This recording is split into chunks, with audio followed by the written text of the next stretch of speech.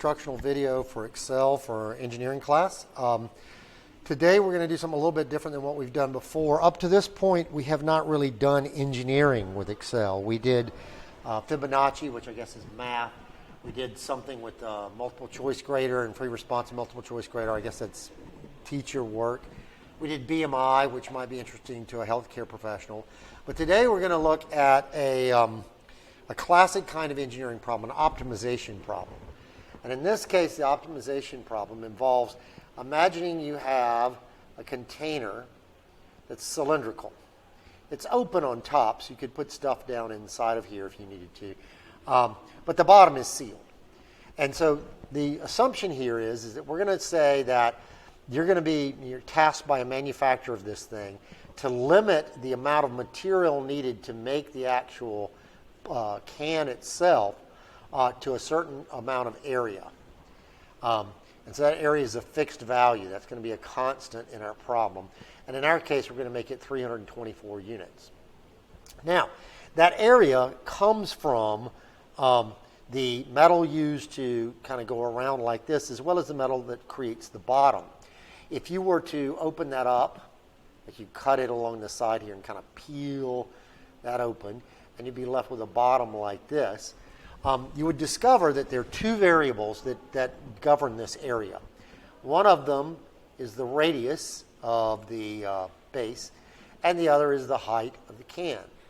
And in fact, that area, which would be fixed at 324, is really just the area of this circle and the area of that guy there. The area of the circle is pretty easy. It's pi r, oops, push the wrong button, r squared.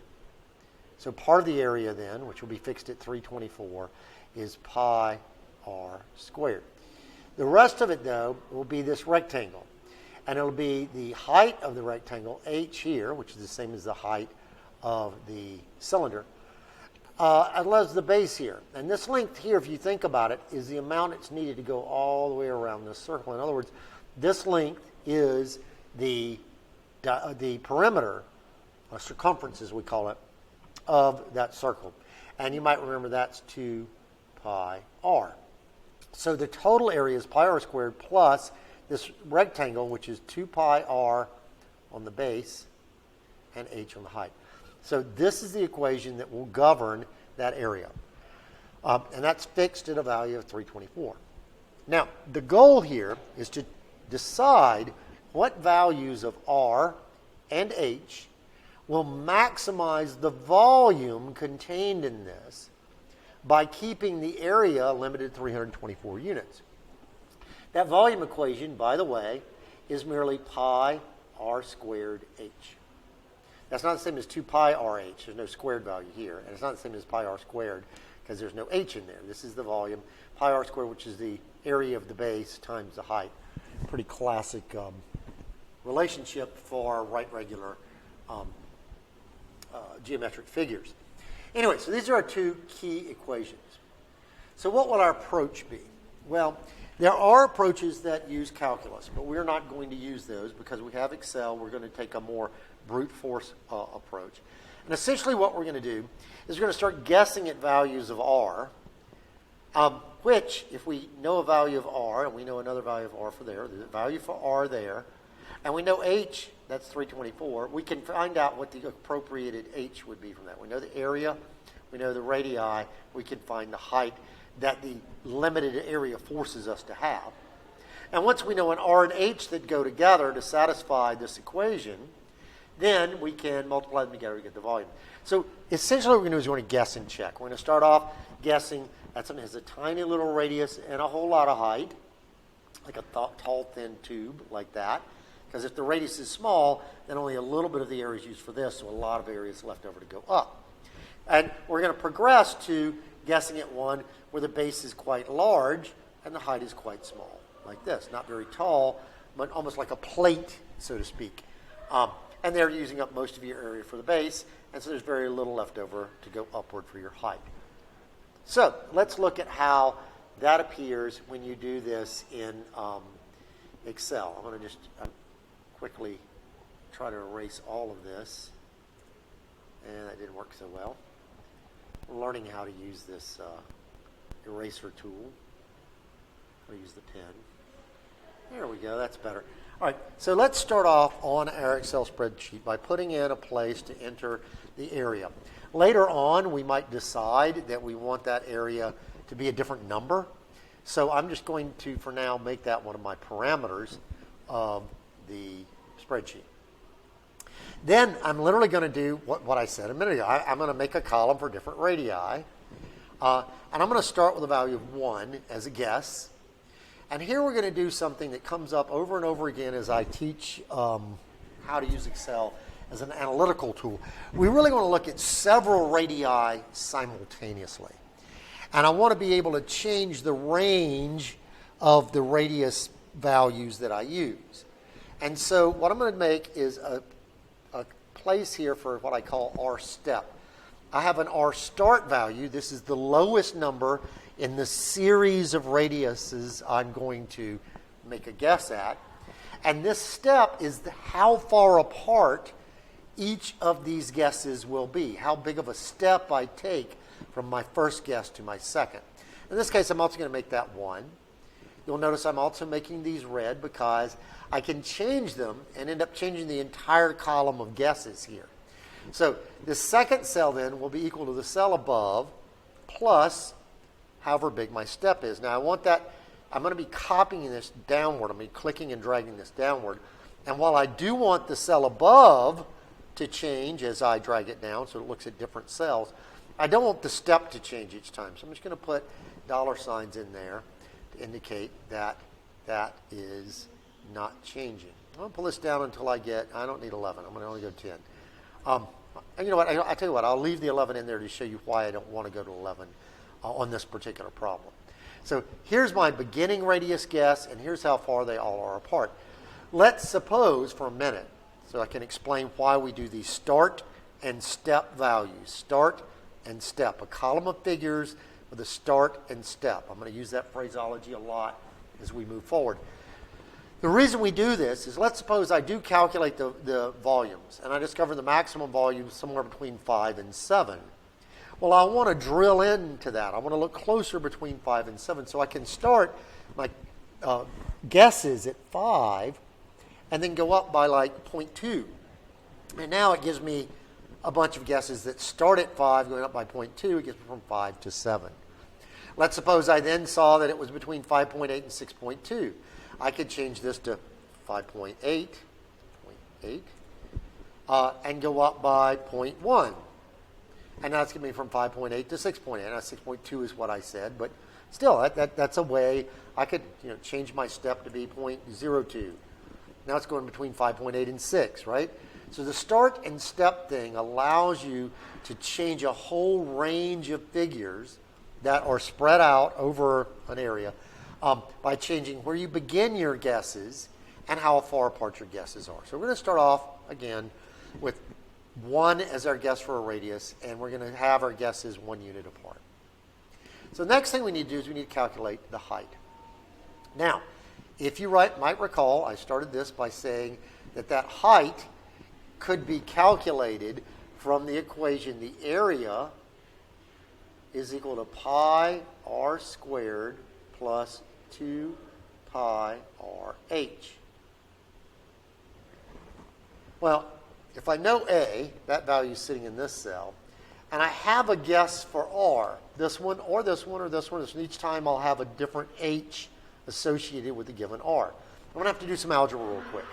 And if you're doing engineering, you're going to have to learn to do algebra. So briefly what we'll have is we'll take the area and we'll subtract pi times R times square from both sides, times R squared, from both sides.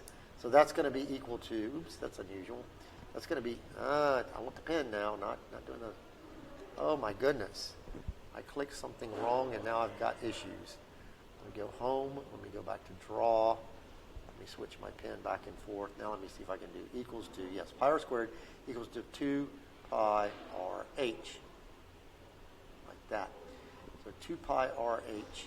Now I want to get the h by itself, so I'm going to divide both sides by 2 pi r. But now I want to point out, I'm going to put parentheses around my numerator here. And then I'm going to divide it by, and put parentheses around my denominator. So algebraically, what I did here is pretty easy to see. But what's with the parentheses? Well, the reason we put those parentheses in is because when we go to write this in Excel, you're going to discover that it doesn't automatically realize that 2 times pi times r has to be accomplished before you do the division. So when you write this out, if you do not have those parentheses in there, you can run into problems, and I'll explain that as I write it.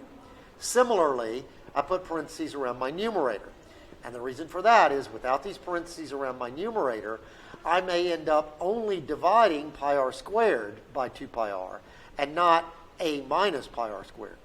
So let me show you what I mean by actually going in and typing the equation. So this is going to be equal to, I'm going to put a parentheses here. That's this first parenthesis right there. And then a reference to the cell A here. I am going to put dollar signs on that because I will be dragging this downward, and I want it to always refer to that cell. Minus, now to get pi in Excel, you could type 3.141592, whatever. Some people know it out to hundreds of decimal places. It's irrelevant. The computer knows all the decimal places it needs. And so there's a word that you can type into a formula and actually have Excel look up the value of pi on its own and substitute in. The word is pi, but so that it doesn't get confused, you have to put open and close parentheses after that. So it's not a cell reference. It's actually a formula command. And you will soon learn that there are countless formula commands available in Microsoft Excel. This is the first one we've talked about, pi, P-I, open, close. So that's how you get the value of pi to appear in your equation. Now, it's really important to remember to put the star sign here. Even though you write pi directly by r here, when you're actually doing it in the computer, you have to indicate that the activity to occur between this first value and the second is to multiply them. You can't just write them side by side. So we've got a minus pi times this r. Now we're not going to put dollar signs in this one because we want it to change as we drag this equation down. We want it to be D3 on this line, we'll refer to D4 on this line, D5 on this line. So don't put any dollar signs in there. And that concludes my numerator. Now I'm going to divide it. Now at this point I want to stop and explain about this first parentheses and this last parentheses that I put in here. This one right here and that one right there. This parentheses right here and that matching one there. There's 2 black parentheses in this equation. If I had omitted them like this, then what the computer would do is it would multiply pi by D3 and then divide it by whatever comes next and then subtract the result from the area. We don't want that. We want it to do the math of the numerator and then divide it by the result of the denominator. So we have to have these 2 parentheses in here.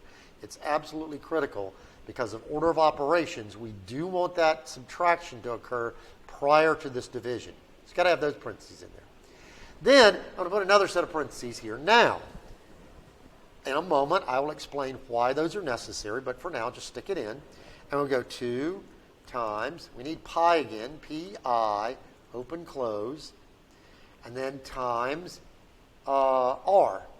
R is here. Oh, I realize I made a mistake in my equation. I apologize.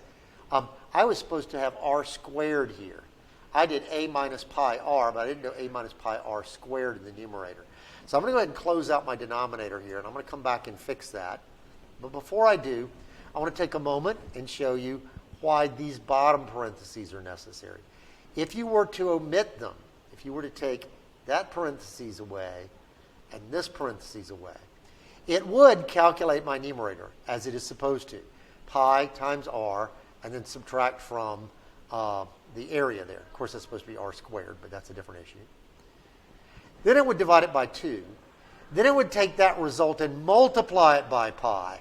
But pi is supposed to be the denominator. It's supposed to be dividing by pi. So we put the parentheses around the denominator so it calculates 2 times pi times r and then does the mathematics of dividing it. There is another way you could write this, but I find it far less intuitive, and that is without parentheses, you could change this to a divide sign. So it's going to take this and divide it by 2, then divide it by pi, then change this to a divide sign, and then divide it by r. And that would be mathematically right. You can take this and divide it by 2, take the result of that and divide it by pi, take the result of that and divide it by r, and you will get this. That's what this does. But personally, I find it easier to think of numerator in parentheses, denominator in parentheses. And I will come back to that again and again as we do equations in Excel, that you really want to, I think it's much better, I think it's much clearer, much more intuitive if you have parentheses around everything in your numerator and parentheses around your entire denominator, and that way you know your math is going to be right. And speaking of math errors, I was supposed to square this D3 here. So I can use the up arrow there, that's shift of 6, sometimes called the caret, and the number 2. So what this is now doing is taking the value of A2, the area, subtracting pi times the value for the radius squared, and creating a denominator, area minus pi r squared, numerator. And then in the denominator, it's going 2 times pi times r, 2 times pi times that same radius. And so if you've done this properly, when you hit enter, you should get the value of 51.0662. What this is saying is if your radius was a mere 2 units, your radius was a mere 1 unit, your diameter was a mere 1 unit on the bottom, the height of this cylinder would be 51 units tall. So tall, thin thing like I showed you earlier. Now that we've written this correctly, we can just hit the this corner here twice, double click that, and it propagates, it copies that equation down. And now it's where you see why 11 is not where we want to go. We end up with a negative height. Now what could that possibly mean? In this case, it means you have some nonsense here. If the area of the base, if the radius of the base was 11 units, you would use up more than 324 units of area for it. So there would be nothing left for height. In fact, you'd have to steal some imaginary height value to get it. So this negative height tells me that this is a nonsense equation. So we're going to stop at 10. We're not going to go any higher than 10. So from 1 to 10. Now, if the base is 10 units in radius, a really big base, the height can only be 0.15 units tall. So it's just as we said before. This one up here is really thin and very tall like this. And this one down here is really big base but very little height. So we have the plate-like and the tube-like opportunities, and everything in between. So again, this is why I really like the start value, step value. It allows me to make a bunch of guesses over a range, and it can allow me to change the range that I'm looking at. Now, of course, at this point, we're not done. We still need to go in and calculate the volume. The problem was to find the maximum volume. Hopefully you recall from just a minute ago that the volume of a cylinder is pi r squared h. So we're going to calculate that next. I'm going to come over here and make a V column for volume. And the volume will always be the pi, pi, open, close, times r here, squared, up arrow 2, times h, the height that goes with that. Those make up ordered pair, and we are going to use them to calculate the volume. And then as we drag this down, we can now see an interesting thing happens. The volume gets bigger and bigger and bigger and bigger and bigger and bigger, and then it starts dropping again. So what we have here is a situation where the maximum volume isn't really evident based on the radii that we have shown here. So anyway, the bottom line is we now have a column of volumes calculated from a column of guesses of radii. But the assignment was to find out which combination of radius and height gave us the maximum volume. And while it's certainly true that for these guesses, the maximum is produced when r is equal to 6 and h is equal to 5.59. But in reality, this is a series of increasing values and a series of decreasing values. You might actually hit a peak somewhere between 5 and 6, or a peak between 6 and 7. And so what we really want to do is kind of zoom in, so to speak, starting at 5 to 7, and try to find these maximum values. However, it's also really, really irritating to try to find that maximum number in this entire column of numbers. That's really, you kind of don't want to have to go hunting for it. So I'm going to show you now a couple of quick things about how you could make the value you're looking for sort of leap out at you. And this is conditional formatting. You're going to make it so that the format of each of these cells, all 10 of these cells, relies on a condition. And the condition would be that it's the biggest number in this range. But to get that, I'm going to actually have to first use an equation, a formula, that actually finds the maximum value in a range. And to do that, I'm going to have to mess around a little bit with my spreadsheet here. I need another row in here. So I want to add a row in my spreadsheet. Unfortunately, these tools are in the way here. So I'm going to briefly minimize this a little bit. Yeah, here we go, because that thing is in the way for my recording here. If you come over here to the left-hand side of a spreadsheet and you right-click, you can choose Insert. And what it does is it puts a new line in there. And the amazing thing about that is it actually went in and rewrote every one of my formulas to adjust for the fact there's a new row in here. Even the parts that had dollar signs. Before this said $3, now it says $4. Because before I put in that line, this value was in, this value was in C3, now it's in C4. So it's super cool when you want to insert a row or a column, or even delete a row or a column. By right-clicking and choosing either Insert or Delete, you can change how much space you have in your spreadsheet without having to rewrite all of your equations. It automatically rewrites, which is super nice. So anyway, I inserted a new row across the top here. I'm going to put a cell called Vmax. It's basically, in this spot below it, it's going to show me the maximum volume from this column. And so to do this, this is sort of like pi. You're going to type in a word and in parentheses after it. In this case, though, the command max needs to know what numbers do you want me to find the maximum from. And in this case, it's every number from here all the way down to here. Now, it's not evident to you as I do this how I got it to select F4 through F13. I'll show you that in just a second. But more importantly, what I want you to see is this is a range of values.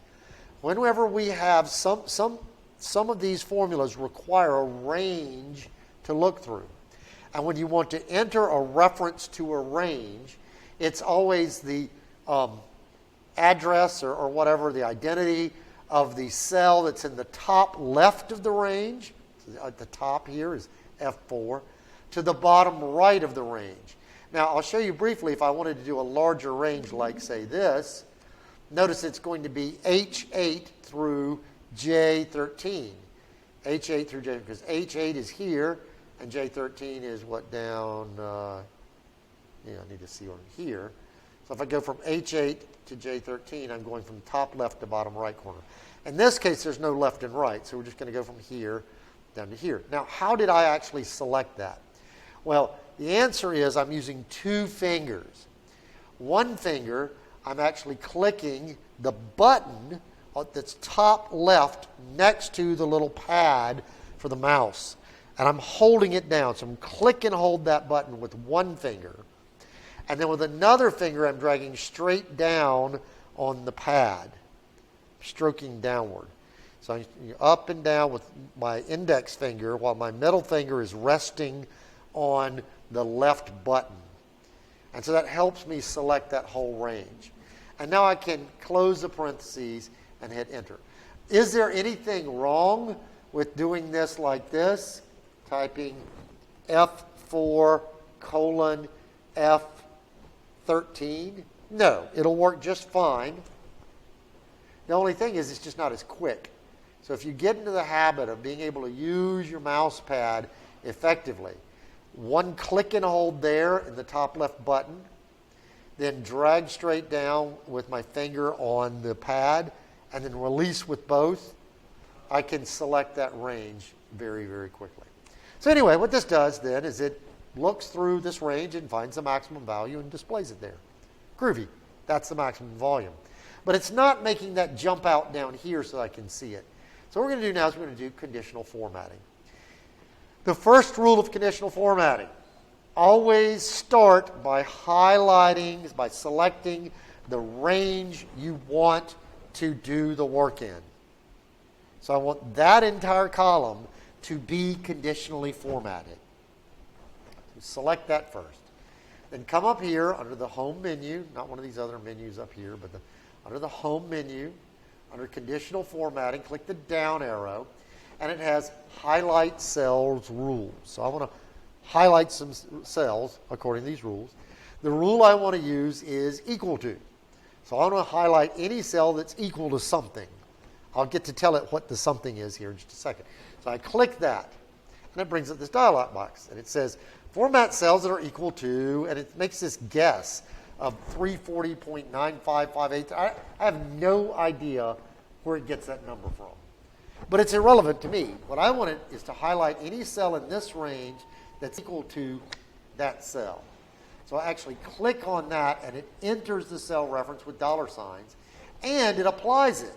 So it finds the cell that's equal to 632.708 and turns it light red fill with dark red text. I want to mention briefly, you can always change those values here, as we did with the BMI and the free response and multiple choice grader. We did that. But here, it's already a light red fill with dark red text is fine. And I say OK.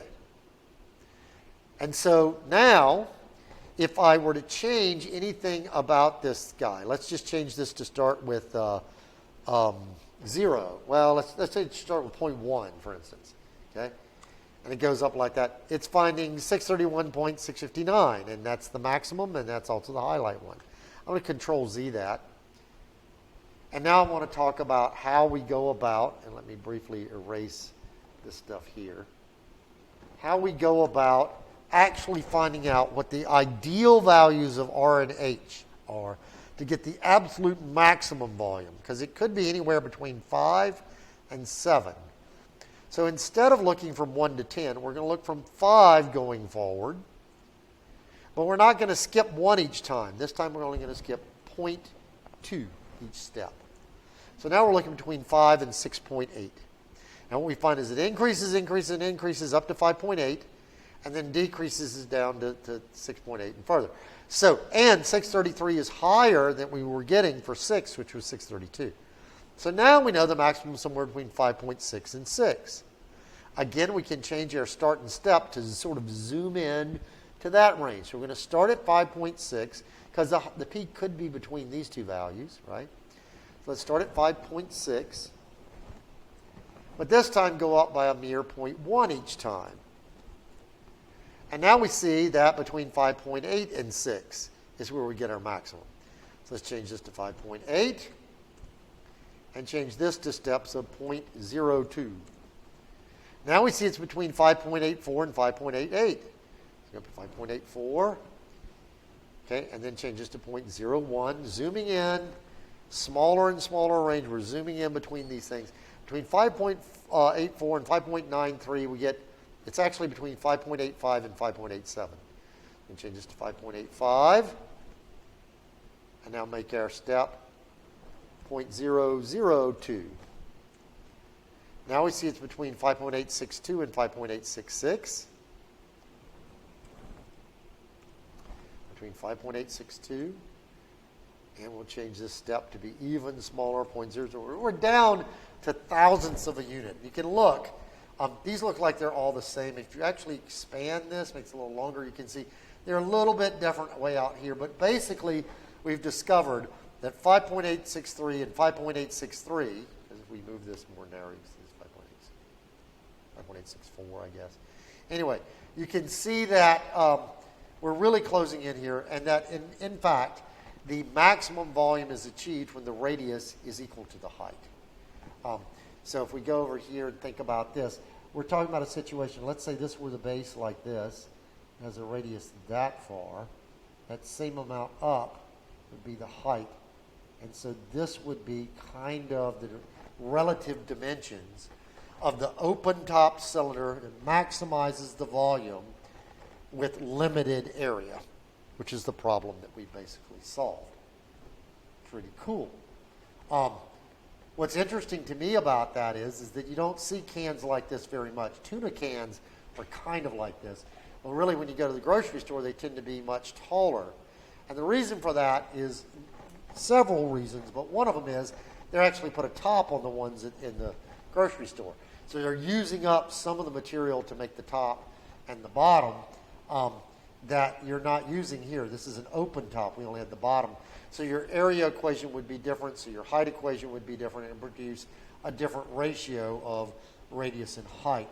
But since it's an open top problem is all we're after, then the semi-tuna can appearance is correct. So that's how you would use, one way you could use Excel to investigate this engineering maximization problem. Again, there's a better approach that uses calculus, but I wanted to show this one to you. And the next video, we're going to address a different question. The question in the next video is, what if you were to do the same investigation, but this time for a cone, like an ice cream cone? It's open on the top, hollow there, all the way down to the bottom. What combination of radius and height would maximize the volume, and what is that maximum volume?